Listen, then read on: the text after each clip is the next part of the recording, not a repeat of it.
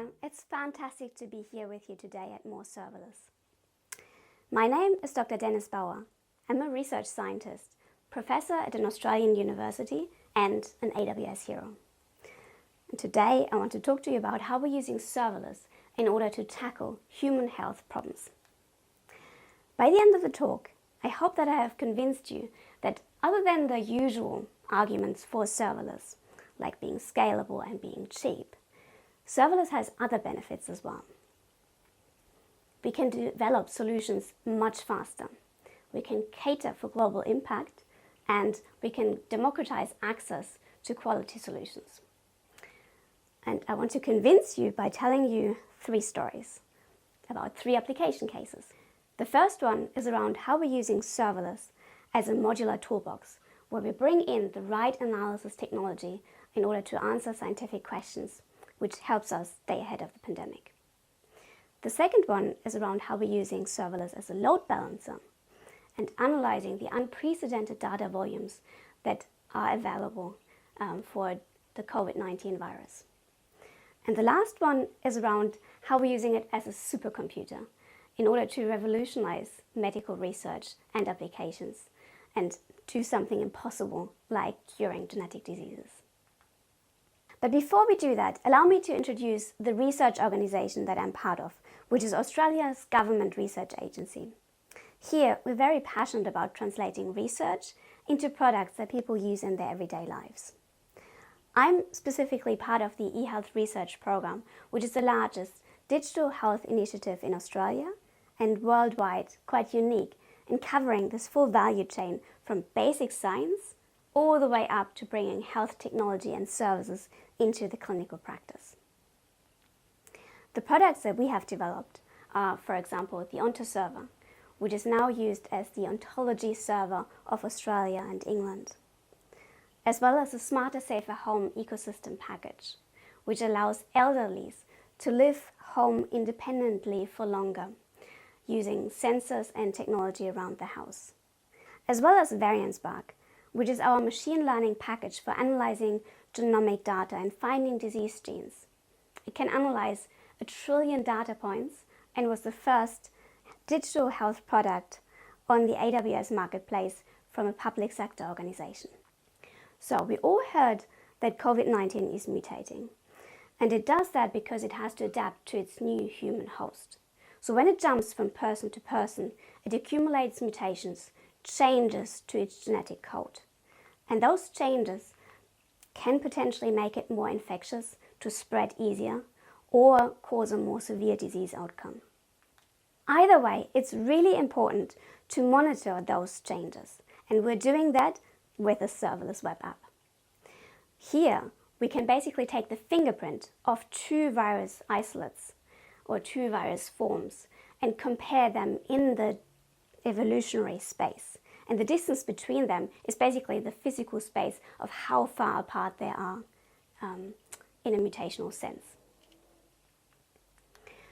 Doing this was quite simple when only a few genomic data points were available. But by now, the largest genomic dataset, GIS8, records over 2 million virus isolates that were sequenced from around the world. Being able to draw this 2D evolutionary map for that many sequences required us to change the analysis platform, the core of the application case. And we were able to do that because with serverless, we can individual modules replace them with a more fit-for-purpose application case that can scale to the 2 million data points that we have available without having to redesign the whole application. And this brings me to the second story around balancing large amounts of data and how to analyze that kind of task. For this, we have developed a solution that can track individual mutations of concern. It enables researchers and pathology labs to see which countries they're spreading in and how fast they're actually spreading. In order to do this, we had to handle 60 billion data points that are the 2 million samples from around the world and 30,000 bases, which is the genome, the size of the genome of COVID-19 virus. In order to do that, we're splitting individual tasks into smaller chunks so that they can handle it in parallel and be analyzed in parallel. It therefore reads in the actual data from S3 into a Lambda function, processes that, and puts it back into a DynamoDB as well as a S3 directly in order to handle the data, and then the web service is reading out that information. Generalizing from there and using serverless as a cheap supercomputer is basically what the last story is about. Here we're working together with our clinical collaborators in order to do the impossible, to solve and cure genetic diseases. In this particular case, it is a liver disease that is caused by a single misspelling in the liver tissue. And bringing in a new technology called CRISPR, a genome engineering technology that can go into the tissue that is diseased, liver, and make the change at a specific location in the genome there is basically what CRISPR is about. The only problem there is that our genome is large. Stretched out, it's about 2 meters long, and we have 1 trillion cells in our body. Therefore, this is like the space of the galaxy that we're dealing with here. And the analogy will be like landing a spaceship somewhere very precise and specific, somewhere in the galaxy, in order to make the change to a specific location, to a specific cell and location in the genome. As you can imagine, there's a lot of compute power required in order to find this perfect landing spot in the genome. So in 2016, we started developing our search engine for the genome, which allows us to find the perfect site for the CRISPR, for the genome editing engineering mechanism to interact with the genome.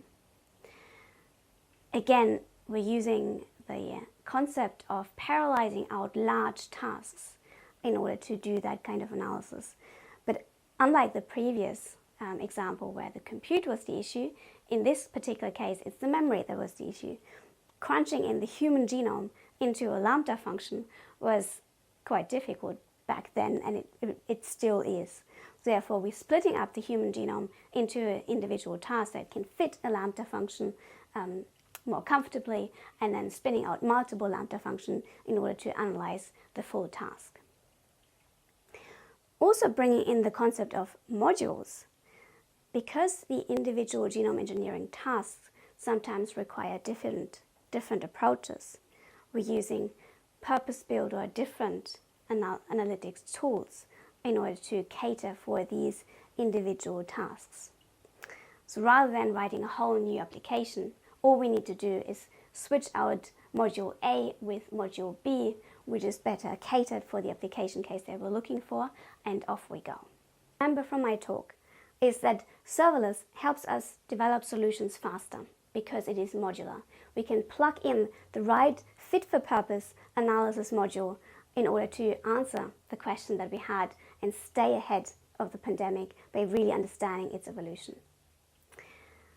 It also scales to the unprecedented demands of the data volumes that we have to deal with here, where we can identify a single mutation or sets of mutations in the 60 billion genomic data points that we have available. And lastly, it democratizes access to high-quality analytic solutions, for example, which one day will help us cure genetic diseases. With this, thank you very much for listening, and let me know if you have questions. Talk to you soon.